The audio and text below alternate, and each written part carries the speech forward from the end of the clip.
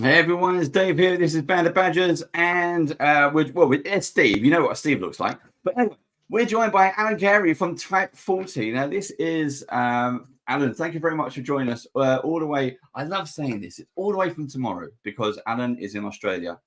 It is Sunday morning. It is just gone 6 a.m. for you, Alan. Yes. On one hand, I'm so sorry, and on the other hand, thank you so much for being here. Thank you for having me. Look, it's Australia, and we are in the future. And if I was never to get up early to speak to people, I'd never speak to people.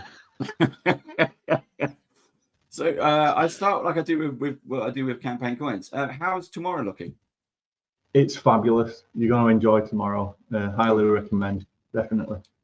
Fantastic. So before we were just going on live, Alan was giving us a tour of his the office there. He has more Lego than I do, so we were just geeking out on that. Let alone everything else, all the other toys he's got, but he has more Lego than I do. Do you want a quick look around? Go on then, yeah. Why not? Let's make you a big screen as well. Here we go. Quick look around. Here we go. We got a Lego Millennium Falcon. Look, that was the first thing that caught my eye. Yeah. That is wicked. You got the Ghostbusters there, Ecto 1 as well. I see. Oh yeah, of course, yeah. There you go. And then the other. Look, that's what tomorrow looks like. Beautiful. Yeah. It's daylight. Yeah. Pitch black here now. And look at those. That's enough of that. I see you got your D&D and some Pathfinder books on the shelf there as well. Oh, absolutely. Yeah, that's my role-playing shelf. I've got everything up there. Everything I've collected over the last 35 years. That's what we want to see. So everybody who's watching live, thank you for joining.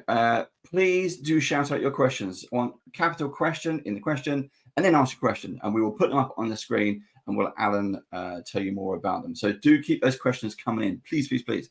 Now, if you're watching on YouTube, thank you very much. You don't get off that easily, though. If you have a question for Alan, put it in the comments below, and we'll pass them on to Alan, and Alan can give you the answers. Or I'll probably make something up. I don't know. We'll wait and see what you have my permission to make things up, Dave. There you go. That's fine. And you may be wondering why he doesn't have an Australian accent. He's a very, very good voice actor. Yes, there you go. We're not making this up. He's in Australia. Look, it's dark outside our windows and it's light outside his windows. Genuine Australian. I've got a piece of paper to prove it and everything. Fantastic. So we are here. If the audience, you don't know why we're here, we are here to talk about the Pathfinder Wayfinder. So Alan, before we get into that, just tell us a little bit about TYPE40. I have a question about TYPE40 as well. I want to know more about the logo. What does the logo represent? Well, let me tell you a story. Go for it. The floor is yours. So TYPE40, I don't know if you're into Doctor Who or not. Oh, yeah. Is that where it comes from? Yeah, I'm a huge TYPE40 fan. Of course, I'm a huge Doctor Who fan. And TYPE40 started about 10 years ago or so, when a friend of mine who's a bigger Doctor Who fan than I am, which is almost impossible, said, "Would you build me a TARDIS?" So I said, "Sure, how hard can it be?" And my background is I'm an engineer and a carpenter by trade. And a nerd by choice is what I tell everyone. But he said, "Let's build a TARDIS. If you build it, I'll buy the material." So I said, "Sure, let's go. Let's do it." And we did. We built a TARDIS. It took about 3 months. It was hard. But then I started going to conventions, and we took the TARDIS to conventions just to show off and take pictures and meet people. And there was a guy I know here who was running conventions at the time, who was running Doctor Who conventions. And we used to go there and meet all the old doctors, Sylvester McCoy and Peter Davison and all these people, and just have great fun. And it was not long after, it was about 3 or 4 years in, when the BBC sent me a cease and desist and said, "You can't be called the TARDIS guy, and that was the name of the company at the time. We weren't making any money, but they just said stop, so we did. And because we were called, because it was like, who are you? Oh, you're that guy with the TARDIS. So we became the TARDIS guy. TARDIS guy. And so when they said stop, we had to find a new name. And I'm getting to the point. And if you're a Doctor Who fan, Type 40 is the make and model of the Doctor's TARDIS. Fantastic. So that's where the name comes from, Type 40. And the logo itself is meant to look like old keyboard. The old keyboard, old keyboard buttons, if you like. So it's kind of a typewriter. Yeah. There you go. That's fantastic. Where that comes from. Here's a little bit of useless info for you. My dad used to work for the BBC, and he used to work on Doctor Who and Wurzel Gummidge and all the stuff that we grew up with. So I thought he was going to turn around and say he was writing cease and desist letters. he was a Dalek. So he built TARDISes and the props. He was a stage manager. So he knew Tom Baker. I can't remember his name now. This have been in? But what is his 80s? So this is when Doctor Who was strong. We had Peter Davison, Tom Baker, the guy before him was Wurzel Gummidge. Leonard McCoy. That's the right. He didn't. Yeah, that was the other end. Yeah. But yeah, he knew all of them. And every now and then I used to get to go on set when I was a little kid and realize that it was TV. It wasn't real. But and doing things like Blue Peter and all that stuff. I grew up working on not working on there, but walking around the studio, and which was the BBC garden, was the Blue Peter garden. Yeah. So wow. Yeah, fantastic. Amazing. Right, we're going to talk. Let's keep on topic, shall we? We'll have to talk about all of this later. Yes. Well, we're going to. So I did, before we went live, I did invite Alan to come do some miniature painting because he does that as well on of course, our show, The Great British Brush Off. So we may be seeing more of Alan if he can. We have to send you some coffee. Yes, please do. Or tea. Or can you get custard creams over there? You can if you go to a specialist British food shop. There you go. The old expat shops when they have Branston pickle and Marmite. And I may be known in there for my Jaffa cake addiction. Jaffa cake, yeah. Wow. See, if you were in the UK, you'd probably come to BadgerCon and everything else we got going on. But yeah. Oh, I hope you come to UK Games Expo because we will certainly have a beer. Yeah. That is definitely on the cards. Definitely coming over to Games UK. We've already started planning to come over. So how did it go from building the TARDIS, being TARDIS guy, and how did Type 40 take off? Because when you go to the website, the stuff that you have on show is absolutely amazing. It is gorgeous. How did you? Is it just one project after the next project? People can see who you are, and then they get involved with you. Well, look, I am a huge nerd. Literally what happened was we built this TARDIS and we went to conventions, and then we met a ton of people, as you do.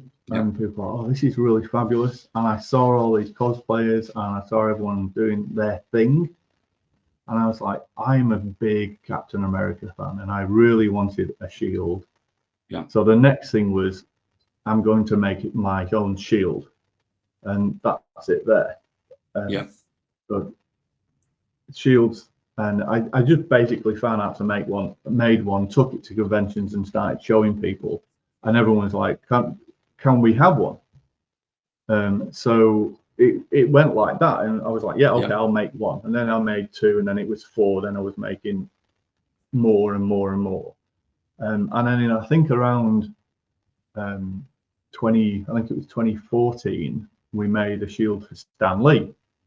And we got to give it him on stage and met Stan Lee, and then you become the guy that made the shield for Stan Lee, and then we made a hammer for Chris Hemsworth, and it just started going from there. We were doing 9-10 conventions a year, and we were making shields and props and hammers and collectibles and all kinds of things for different people. But obviously, I'm a huge role-playing game fan and have been for since the mid 80s. So So again, we, same as us, yeah. yeah, exactly the same as you guys, and did a whole D&D, Palladium, Twilight 2000, Yeah, Call of yeah, Cthulhu, Warhammer Fantasy Roleplay, the whole thing. yeah. And we picked up a license with Chaosium to make digital and physical props for their IP, because I'm a huge Call of Cthulhu fan. And we started doing that and going to conventions with them and Gen Con and various places here. And it just unfolded, as these things do, because the more you do, the more people you meet, the more opportunities come around. And we just have a habit of not saying no to things, which we've got to be very careful about these days, because your time squishes. So how did we get on to, how did the relationship with Paizo take off? Did they approach you, or did you approach them? Well, in 2020, when things went wrong, we started doing a lot of digital projects, because shipping materials, the whole thing for physical stuff started to dive because of no fault of anybody's. It just got more expensive. So we started developing a lot of digital products, and we wrote a bunch of scenarios, and we started designing some digital props, and we approached Paizo about working and collaborating with them on some things for their systems, and they were very receptive and very supportive. Like, they are an incredible company to work with, because of the amount of support and input that they have, but also their passion for their world as well. So I was like, okay, I get you guys. I understand, and that's how we started working together. And we ended up pitching a few ideas, one of which was the Wayfinder compass, which are gorgeous, because I'm gonna put, Steve's already beat me to it, kind of. There we go.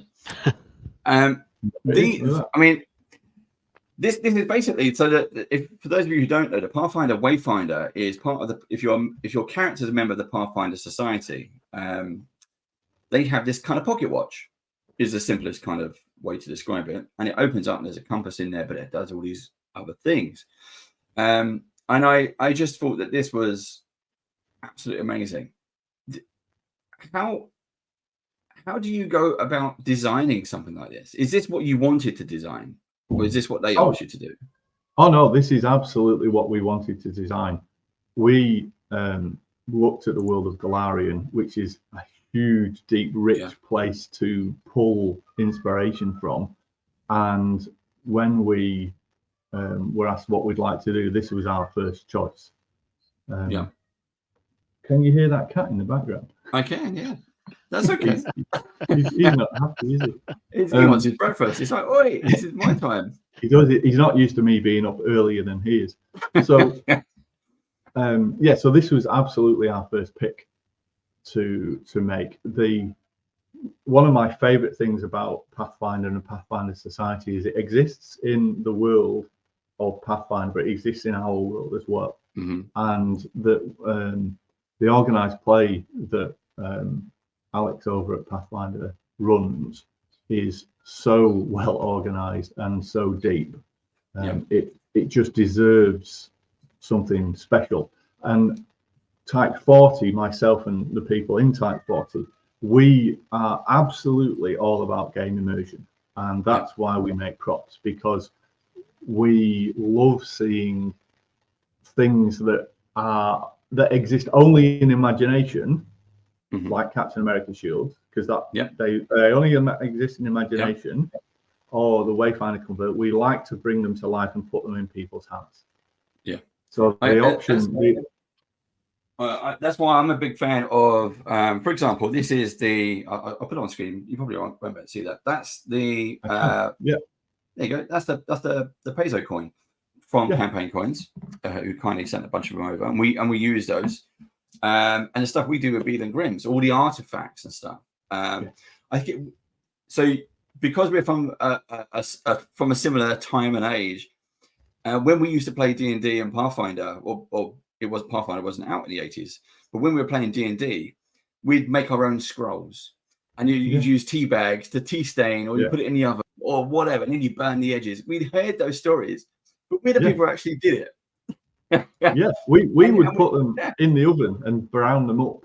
Exactly. And burn the edges and spray them with like raspberry juice for blood when people died. And yes, exactly. And then you do things like if you do a map, you draw a map, you can rip it up into segments, so they have to put the map together, and it's all those kind of things, because when you have it in your hands, exactly as you said, immersion into the story, where it's no longer you're playing your character, you are your character at a table in the tavern, putting that map together and going, oh, and then you can do, and we do like me and Steve, we make a lot of puzzles and stuff. We love puzzles in our games, and do those whole kind of things where, you know, like those stories of the American dollar note, but if you fold it in such a way, it does this.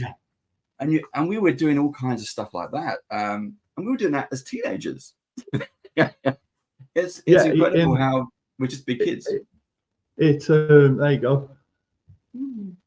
The immersion side of things, it takes it out of the abstract and into the real. And when you're playing a game, and one of my favorite things is to put the object into a person's hand. Let's say you've got a group and they found a statue or an arm of a statue, and it's like, okay, that's fine.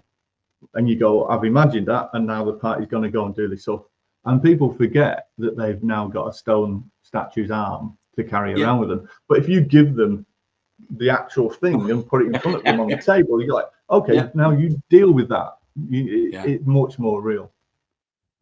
Absolutely fantastic. So let's have another look at some more. If you talk our way through this. So what's the design process on this? So is it a pocket watch? Is it something else? Because I know that these are ion stones or ion stones that can be swapped out and swapped about. Was that part of the extra design? Can we, as the audience, do we just buy one pocket watch, one Wayfinder, but we can pick different colored stones for it, or can we just buy the whole range of stones? How is it leading up? There's a few questions in there, Dave. I'll go back to that first one that you asked, which I managed to avoid answering earlier, which was about how do you go about designing. We can geek out for hours. Trust me.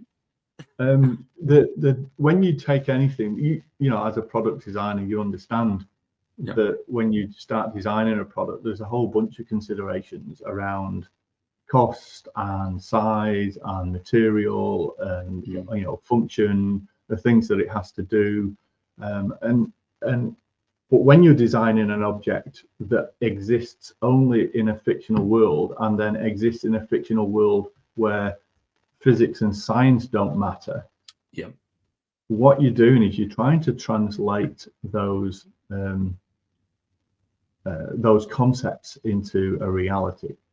So you start with the way we start is we start with what must it have? Okay, it's a compass. It has to have a working compass in it. Done. Okay, it's got Aeon stones. Okay, and they have to be interchangeable. Okay, let's look at how we can do that. All right, what can we not do with an Aeon stone? We can't make it magically float around your head. Sorry about that. That is true. We just can't do that. It needs to have this. It needs to have that. So we'll start with our brief. And we'll start with our must-haves. Then we'll go to, okay, what can't we have? Why can't we have it? How can we have as much of that thing as we can? And then we'll start concept illustrations, and then we'll start sketching, and then we'll start prototyping, some rapid prototypes, until we get to a place where we feel like we've got something that if we gave it to a fan, i.e. us or you or whoever plays, if we gave it to that person and they held it, would they immediately know what that was? Would they feel like they were holding a Wayfinder compass rather than somebody's idea of what it might be? And that's always our goal. I love the fact as well that as you're saying that, because I know some of the pictures which we're going to be showing. We are just teasing it out on purpose. But Alan was also kind enough to show a video. So where he's saying where you can hold it in your hand and you can feel how this is going and what it is. There is we're going to show a video, not yet. You're going to have to hold on. And that was it, because as you're saying this, as you say, there's a design system, a design way you go. There's a process, what you can do, what you eliminate, but when I saw the photos, I was like, wow, this looks amazing. When I saw the video of one of your kind of test versions, that blew me away, because it's the size, the shape, the color contrast on it, and the fact when you open it up, it works. And then it takes me even further, because there's more to it than that. It is amazing. And again, I'm hyping this up. I admit that, because you will be blown away by this. What's the materials you've used to make these things? So the prototyping has been done in a plated nickel alloy. So it's got a lot of weight to it. It's steel, essentially, for those that aren't familiar. It's got enamel interior lid with glitter to make it look like the night sky. A real compass inside it. It's got printed glass lodge symbol on the bottom. Semi-precious stones as the Aeon stones in mounts, which are removable. Some of them are semi-precious stones, some of them are not. Some of them are in synthetics, but you know, we wanted to. Price is a consideration, so if we put rubies and diamonds in every one, nobody would be able to afford one. And we wanted to make it as accessible as possible, so that everybody can have one. Have you done one? Have you had it measured and go, if we were to put a ruby or a diamond in there, the cost of that one, make it as exclusive as Magic the Gathering did with the One Ring? Oh, that's a really nice idea. Here's if you're willing to pay 10,000 Australian dollars or 20,000, depends on the currency conversion here, you can have a real diamond or a ruby, and it's this grade of ruby. Just do one. Someone will have it. Is that an order, Dave? Was that an order? Oh, I'm happy with a plastic one. I'm not happy with the plastic one, which is why they're all metal. There you go. I'm happy with a metal weighted one. That's fine. If it's gonna have a real stone in there. So how are the mounts attached? Are they magnetic?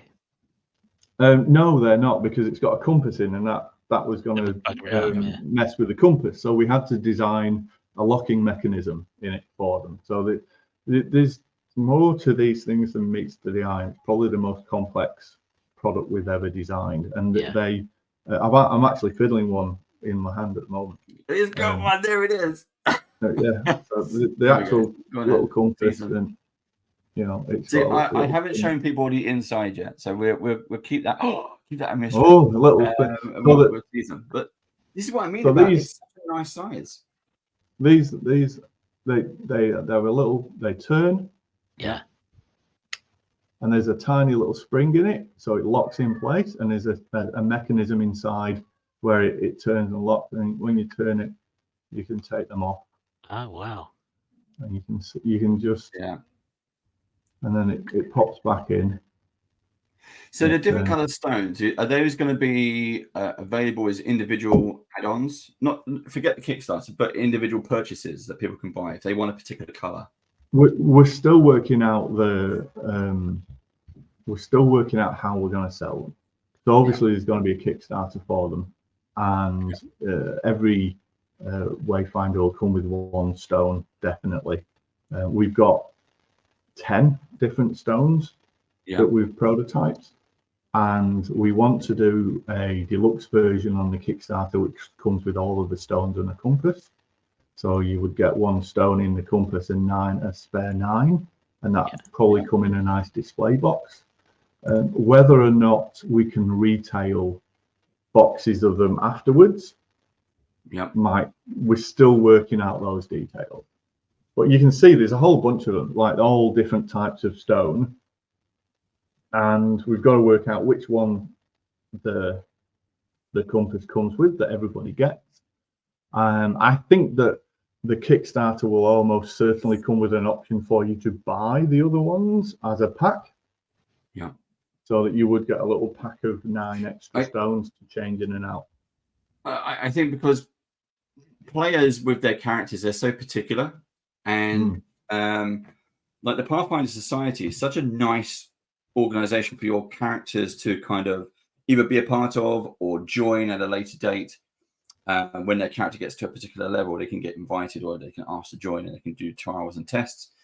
But you get you know your first character might be everyone loves purple, but then you have another character and then another character. Oh yeah, well you know you just treat yourself to a new Iron Stone. Yeah, but you've got to remember that Iron Stone that represents something, doesn't it? It has its own power. So you, also when you cosplay, you'll just pick your favorite color. And that's also something else you can do. You say, well, here's the ruby red one, and here's the emerald green. Here's this. And again, I absolutely love that. If we go right back to that foundational why you're doing it, we're doing it because you want people to have them around the table playing with them in game. So you don't just want. I don't want people to buy them and go, oh, that's really pretty, and then put it on a shelf and never touch it again. I want people to take them to organized play games.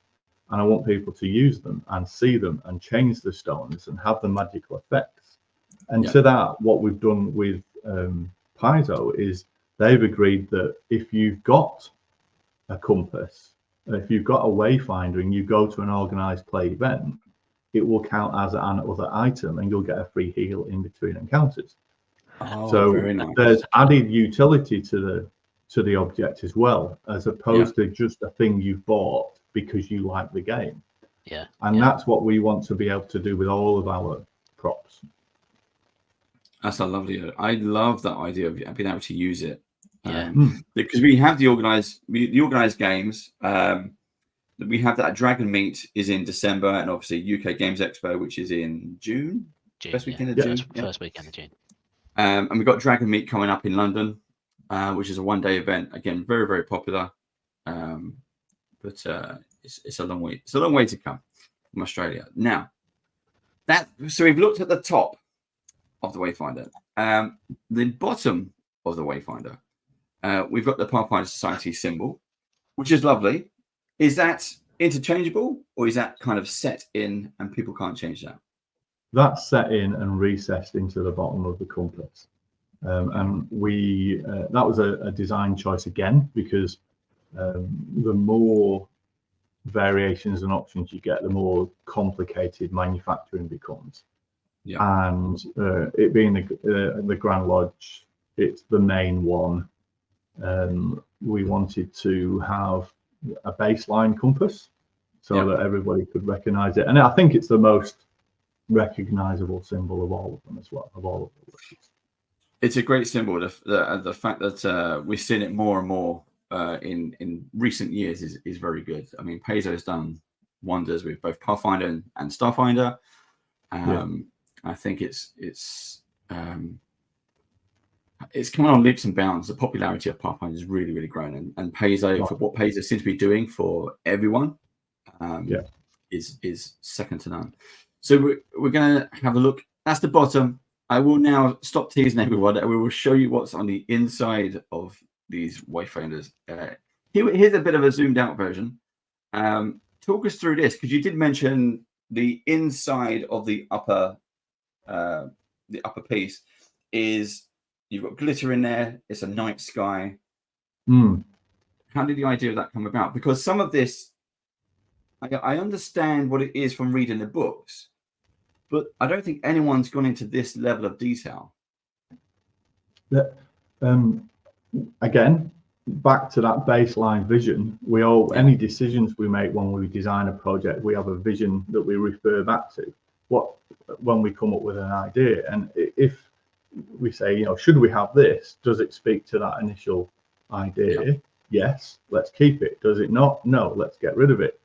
And one of the things we wanted was for people to want to play with them.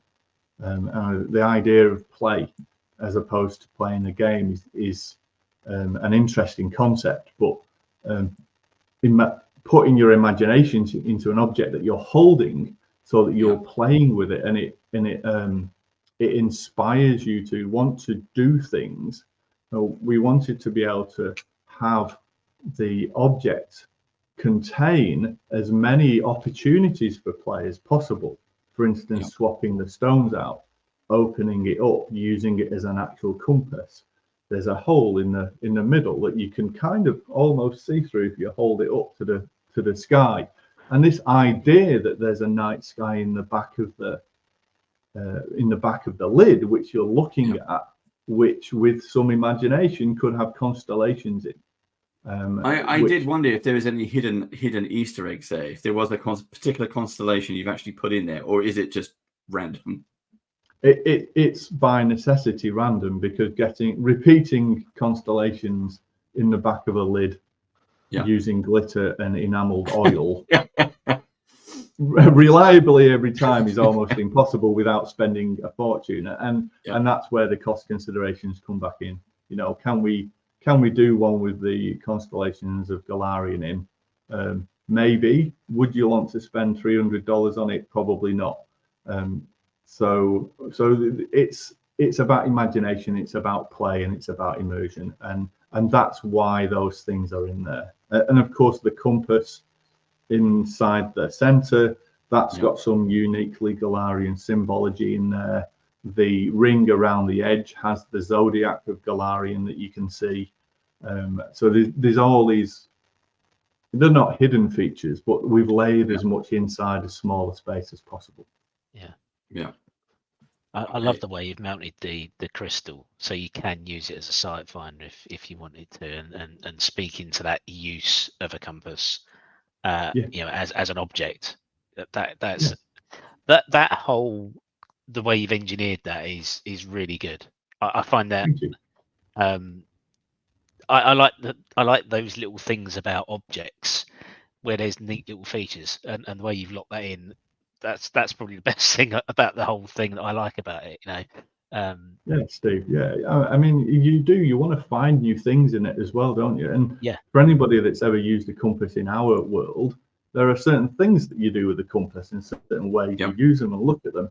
So like, okay, let's do that with the Wayfinder, but let's add a layer of fantasy magic to that. What are the ways that you would use a Wayfinder in Galarian that aren't our normal thing, our normal, you know, real world stuff? So maybe you would do some, you know, you can't make it happen because we're restricted by physics, which is a shame.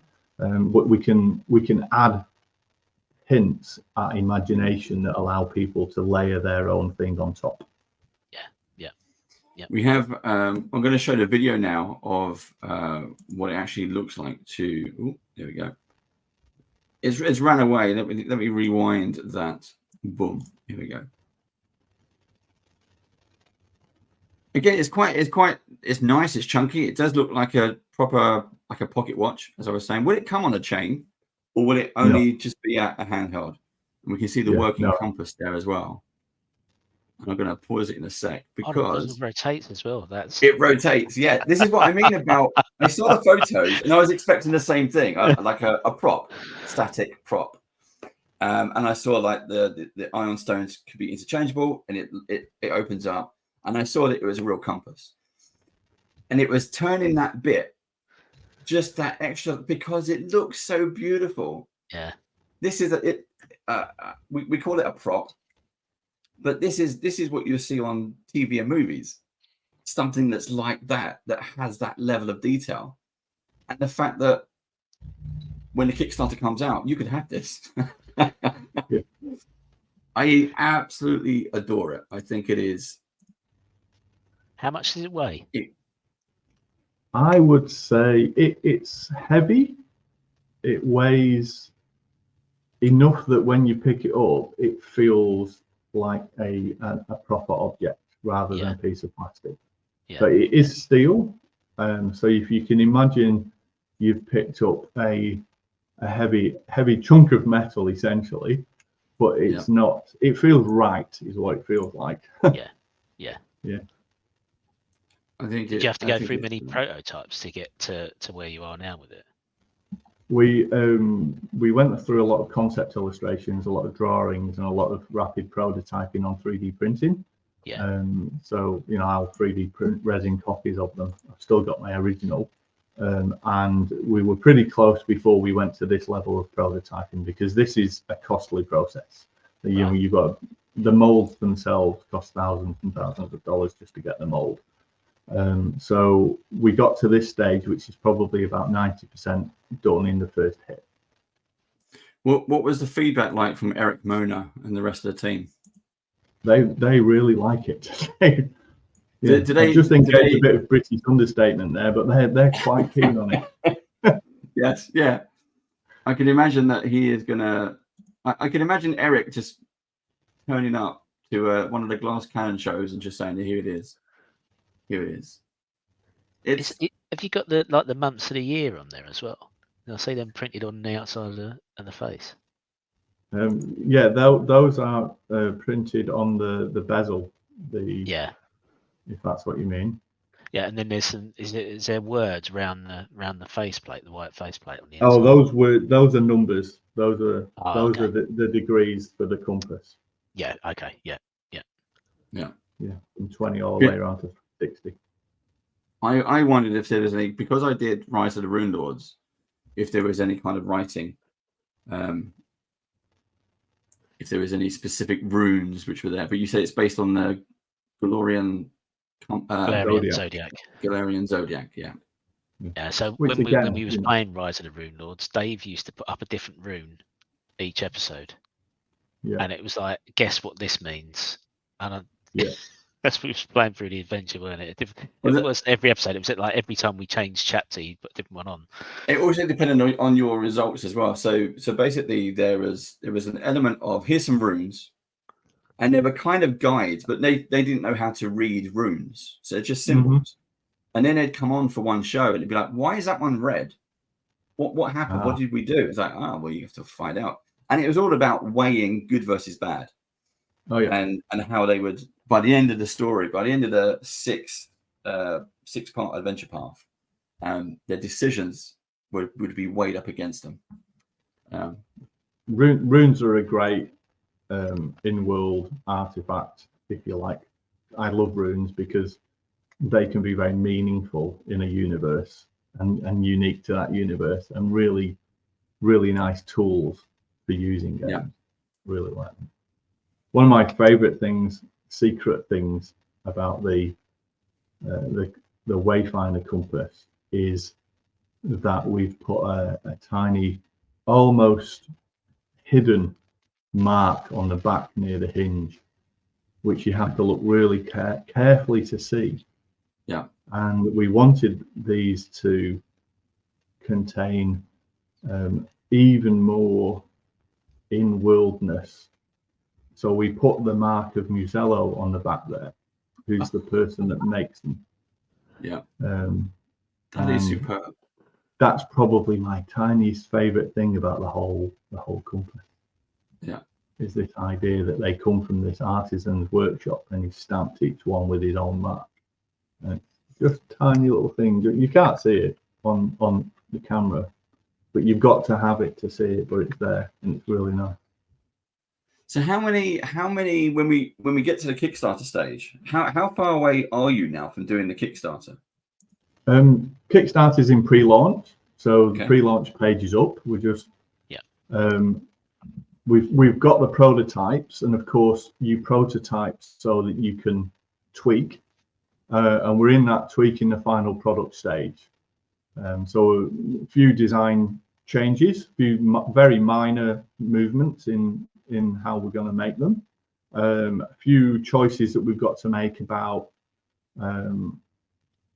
the various options, like the rotating bezel. We're thinking of having a deluxe version of the compass that if we reach a certain goal level, we'll add some features or some special items. It won't be a real Ruby, but put a real diamond in there if we hit 1 million. And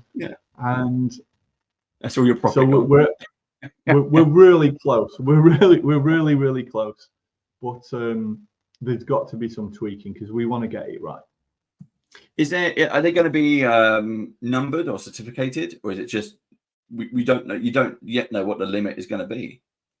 That's right. That we will be putting a card in with each Kickstarter wayfinder will come with a little card in it, which will talk about what it is and what it does in the game and things like that. And we're considering having stretch goals or add-ons for numbering or certification or signed copies, some of those things. So like I say, it's when you start one of these projects, the oscillations are quite large. Yeah. Of like, what do we do? Where do we go? But we're at that point where it's oscillating very, very fast at the moment. So we know we're really close to being ready. I'm not sure if we asked it already. How long have you been working on the Wayfinder project so far? About 12 months. Wow. And are you also working on multiple projects at the same time? Yes. There's lots going on here at TYPE40 at the moment. Incredible. Now we're getting down to kind of the last 15-20 minutes for everyone. But there's more to talk about. So as well as all the stuff you've done with everything that we've talked about so far, especially the Wayfinder, you've also done some stuff with Call of Cthulhu. You mentioned Chaosium, the partnership you got there. Right. And we've got some, we can bring up some slides of some of the bits and pieces here. If you want to just talk us through some of these, not that one, that one, there we go. We did a Kickstarter for some Call of Cthulhu journals. I'm a big fan of Call of Cthulhu, play it regularly. And we gamers like taking notes. That's a big thing in Call of Cthulhu. So we decided to do a range of journals, and we did some Call of Cthulhu Lovecraftian themed journals. The green one you saw is a journal which is supposed to be it's a journal for an expedition for a large campaign called the Masks of Nyarlathotep. So we've taken some concepts and notes and direction out of that campaign and created a journal as if it was for a particular character from that campaign. So if you open it up, which you can't do, it's got all these little pictures and little hints and little text boxes without having spoilers for players that might want to play. But it's like having an artifact from that campaign. And of course, they're beautiful, beautiful things to have. The funny thing is, people that bought them have never written in them because they've said they're too nice to write in, and I don't want to spoil it. It is. I'm in the same spot. I've got a few different kind of the same kind of thing. Collector notebooks, whether they're from computer games or from D&D or from Beal and Grimm's. There's they're too nice. But I bought them to use them. I spent my money. I bought them to, and then but they're too nice. It's like I don't want to make a mistake, but that's what the rubber's for. But my favorite thing is seeing one at a convention that somebody was using. I was like, oh, thank goodness, somebody's finally writing one. Someone's using them, But you want to see it tattered, dog-eared, and well used. Absolutely. Exactly. You want to see them well loved. Is that kind of experience? We've also got. So we move on to this one. We were talking about this before we went live. This is what I mentioned about. You got to say the same thing again. Go. What you're looking at there is the digital version, the AR version of a physical prop that we made. A set of props that we made for from their AI. You can go on the website and have a look at them. But we made a whole bunch of physical props. This is the same thing there that you can see. That's the physical version, which is steel, and we made them for the HP Lovecraft Historical Society over in LA for their award-winning Product of the Year Masks of Nyarlathotep prop set.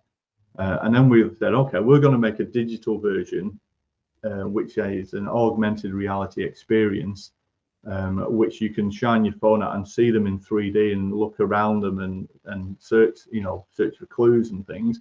But also you can view on your phone or your computer or use on a VTT to look at and rotate as objects. So we got a digital version of physical set as well, and that one that you had on screen, that's the digital version. They're a really nice experience actually. So that's a 3D object that you just see in a 2D hero image of, and they come with cards, digital cards with a QR code that explain what they do in the game, so you can use them not just as a fun thing, but you can have them at the table or on your VTT as objects for people to explore, so you can bring them out of the screen. It's really neat. Really love them. It's a lovely idea, because for me in my day job, when I get to work on physical stuff, like I've worked on stuff with McLaren cars. It's all done out of your head. We put it into sketches, and then when we have to make the physical items, we've made 3-dimensional digital props. And then that goes on to the next stage of making it a reality. Now we have 3D printers today, so it's a lot easier to do. But it doesn't mean you throw the old stuff away. You find another use for it. It's there. You've created it. One of the things that's exactly what we do, Dave. That's what we do. We 3D model first, so that we can look at things. Then we'll rapid prototype and 3D print, and we'll go into pre-production prototyping, which is what we get, and then final production. It is awesome. Now the next one we've got is also stunning. Talk us through this one. Those are a set of eldritch, evil Egyptian scepters, which I made a lot of for, again, the Masks of Nyarlathotep physical prop set for the HP Lovecraft Historical Society, out of bronze, real bronze, which I made in my workshop. And in the game, they glow. And we talked about this right at the beginning, that in the game, the objects do things you can't do in real life.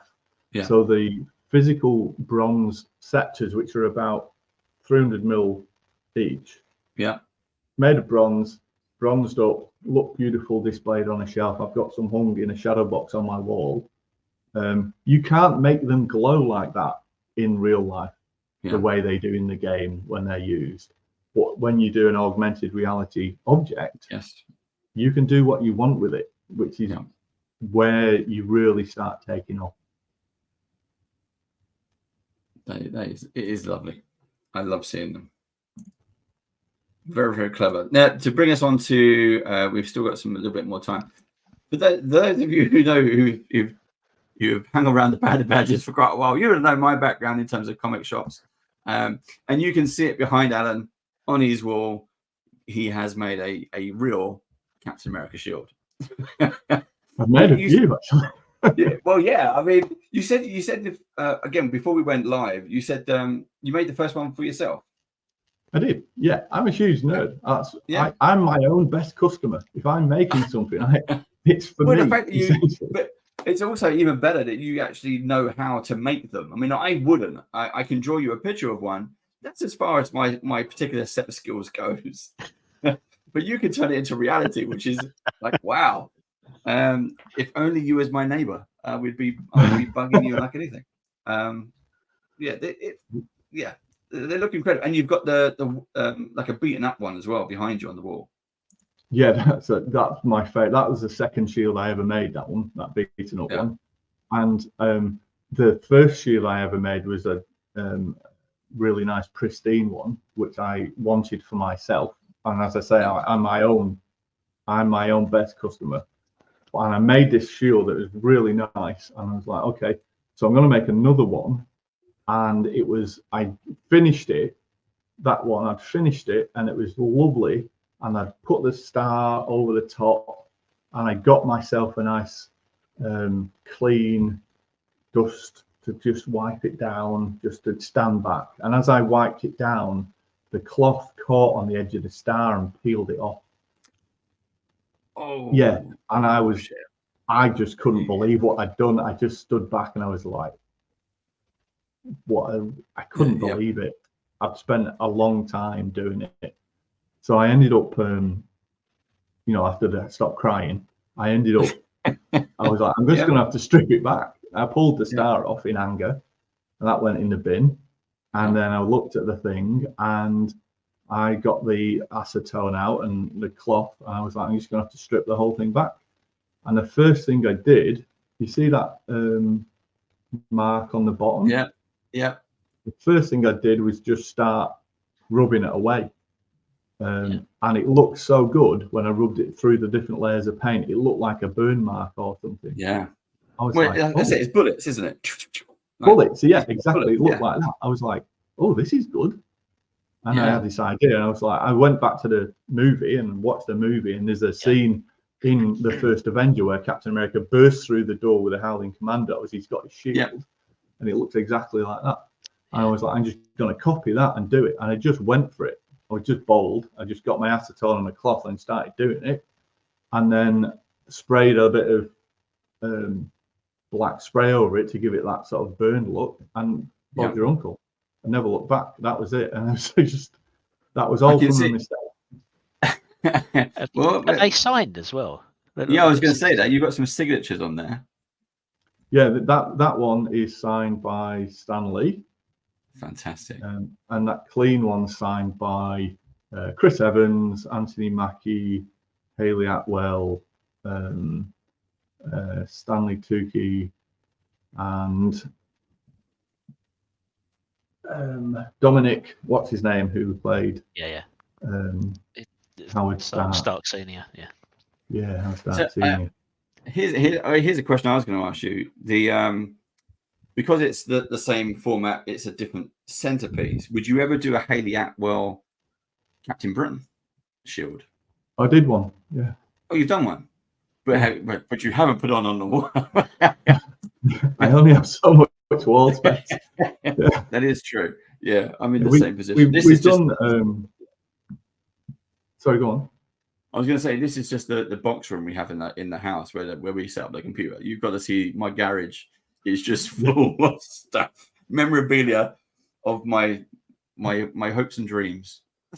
I would, absolutely have I've done a Captain, done a Haley Atwell one, which was lovely. I think they're all on the website.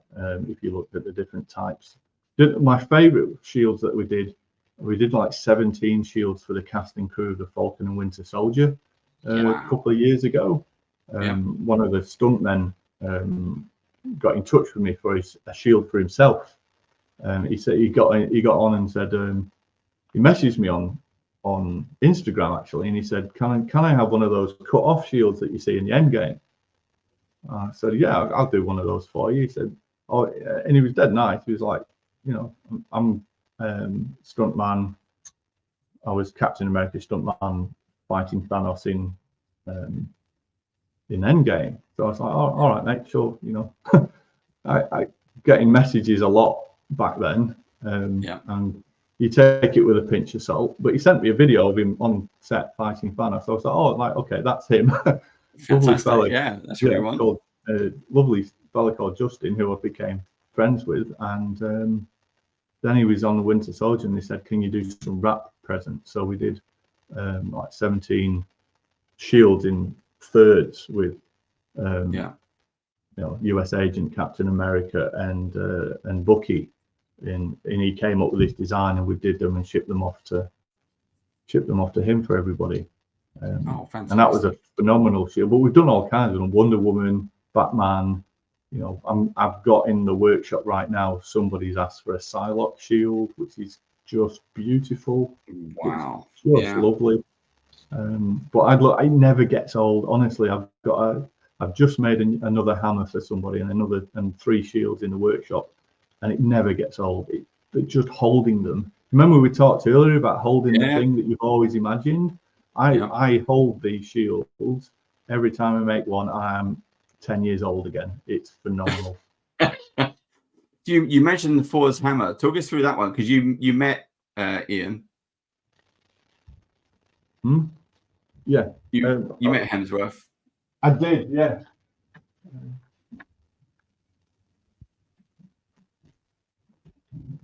Yeah, that's right. This one's signed by him. Wow. So this is a stainless steel hammer. It's not solid. It's a box which is welded up, polished, and then I heat treat some of them and laser etch them, and they weigh about 5 kilos. They're really, really nice. Absolutely and fantastic. we got to meet Chris Hemsworth at a convention and gave him a hammer, and he took that home with him, and so he now has a hammer there with him. But the funny thing is, the secret was that's very much probably the one he got. We were at a convention, and we knew he was going to be there, so I made a bunch of them, and they all sold out except for one. And then on the Sunday afternoon, he was going on stage in the convention hall, and he said, "Do you want to meet Chris? I know you were going to give him a hammer, you know." So we said yes, and I pulled it off the rack. But the night before, it had fallen on the floor, and part of it had come off. Oh no!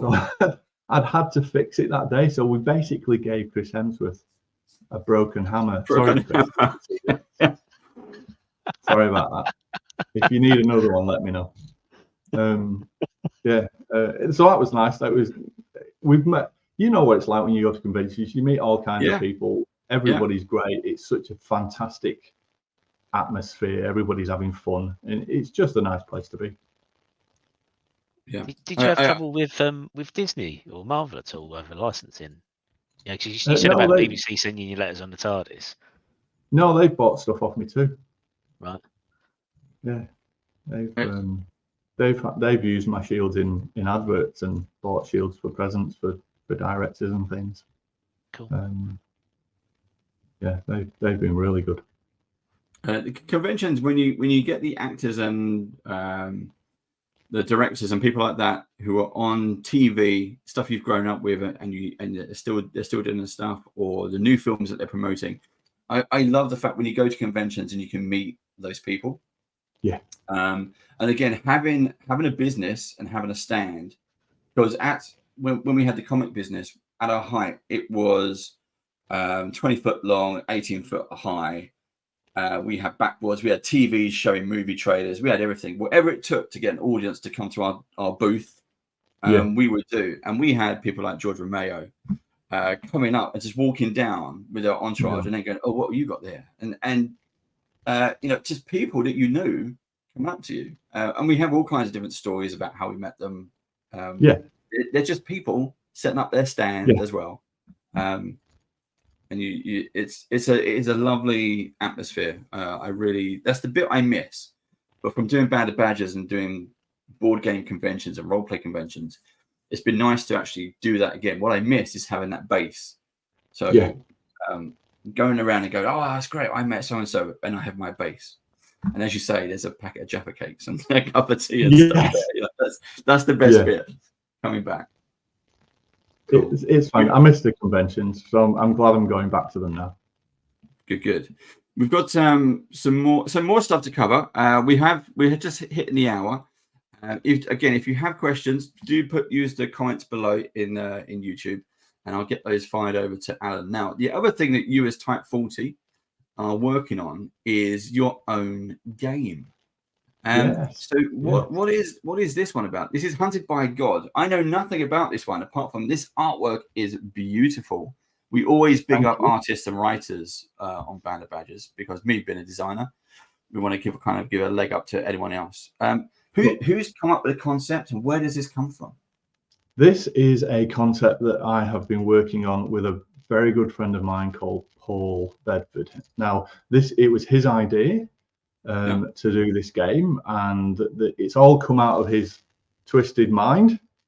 He's a comic book writer. He wrote a comic book a few years ago called The List, which was a #1 Amazon bestseller. You know, it's all psych horror. And he came up with this idea for a board game called Hunted by a God, which we've been working on for quite a few years now as a side project.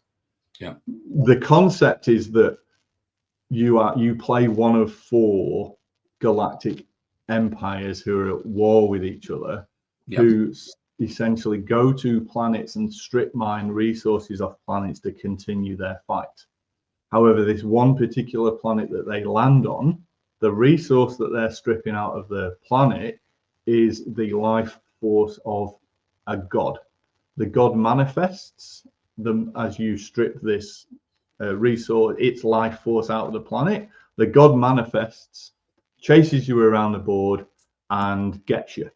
It's that simple, but it's become a really deep, immersive game of warring empires, resource management, pushing your luck.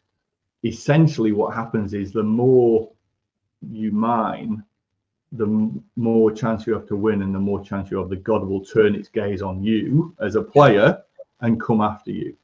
And we really wanted to pull out that idea that when you play games, the choices you make matter to what happens in the game. So the choices you make in this game really matter, and you have to balance what you do to win the game in order to avoid the gaze of the god, deal with the other players and the other empires, make sure you've got enough resources and power to build the tech levels for your empire.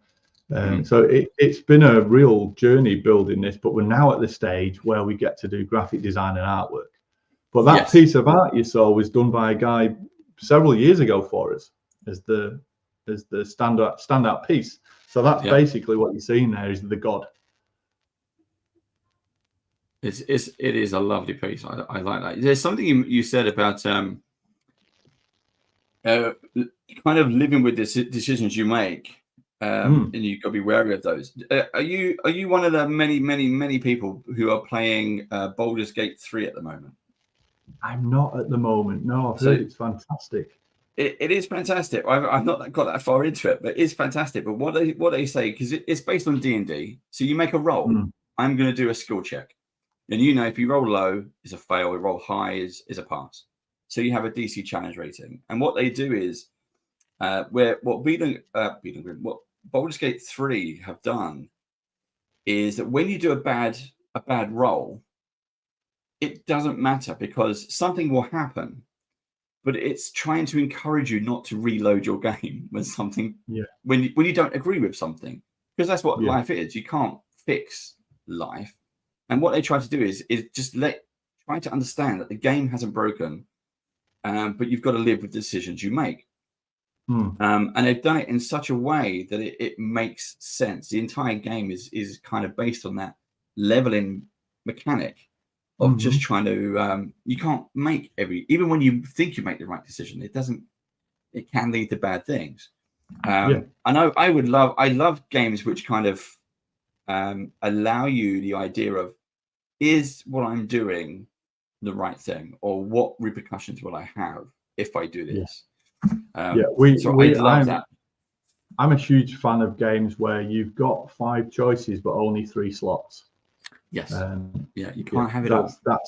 That's you can't have it all. Make your choice and see what happens. We'll have to have we'll get you on TTS and we can have a game. Yeah. Cool. We're up for that. So that's coming along nicely. Really excited about that. That's probably a launch next year for a Kickstarter. And I love the art direction and development side of things. It's a very exciting stage. You play for so long with bits of card. That when you start seeing it come together and you've got like it all laid out and you've got the concept illustrations and the and everything's coming together, it starts to get very real. Really cool game.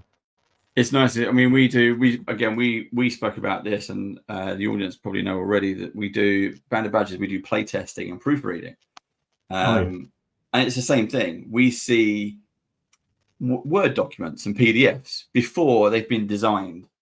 So there's an element of using your imagination. Oh, this is based on as we said at the very start, this is based on like a tattered old manuscript. So you just have to use your imagination of what that's actually going to be and how it ties into a real thing. And then you see every now and then we'll get a behind the scenes catch up. Like, this is where we are in development. What do you think? Like, oh, that's exactly what I saw in my head when we were reading that script. And it is very, very nice. Steve, we're pretty much out of time. Yeah, we are 5 minutes over. Anything, Alan, anything, Steve, fill up the web address again. Anything you would like to promote, announce, just cover it again. While you're doing that, I will show. Here is the video one more time. I think Can't Find a Wayfinder is incredible. Let's just go to that. Get on the pre-launch page and sign up so we get the following going. That's what it's all about, isn't it?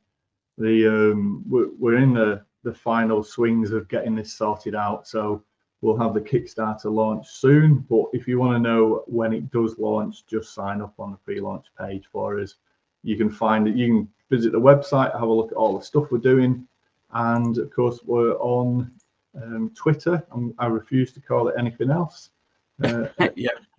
TYPE40 on there. And yeah, and if you've got any questions or you want to talk about props or games, just hit me up. I love talking about this stuff. Absolutely fantastic. It looks. I'm keen to see. I hope. Would you if you make it to UK Games Expo next June? Do you think you will have this in the UK? There's a very strong chance of that. I am absolutely coming to UK Games Expo next year. That's on the cards. That's kind of a done deal now. And there's a very, very good chance that we will have these there. Yeah. What are you thinking about in terms of production time? 12 months? Well, the molds are done. Prototyping's done. As soon as the Kickstarter goes, we'll be able to start production, shortly after funding. Shortly after the campaign ends. So it's not like we need to run the thing, design it, take 12 months to get it right. We do all that up front. So if we get funded, we'll just hit the go button and start production very soon afterwards. Fantastic. Right. There you have it, folks. Oh, go on, Steve. I was just gonna say I like those concepts for Kickstarter. That's the way that Zombicide, which you've got the Galactus there in the background, ran, and it means you're not waiting. Previously having waited a long time for products to turn up on Kickstarter, through no fault of people who are doing the Kickstarter. It is what it is. But having something that you order on Kickstarter and turns up in the next 7 months is great. It really is. We've run 3 other Kickstarters on. They've all been manufactured and delivered on time, which I'm told is in the top 96% of Kickstarters. Being late on Kickstarter is apparently the norm, but we like to know that we can go as soon as we press go. It's all done and dusted beforehand. That's good. Cool. That's good. I did post into chat the Kickstarter pre-launch page. There is a button on that pre-launch page. If you press, it will notify you at launch via email, so you can sign up. So please do that. I've just done it.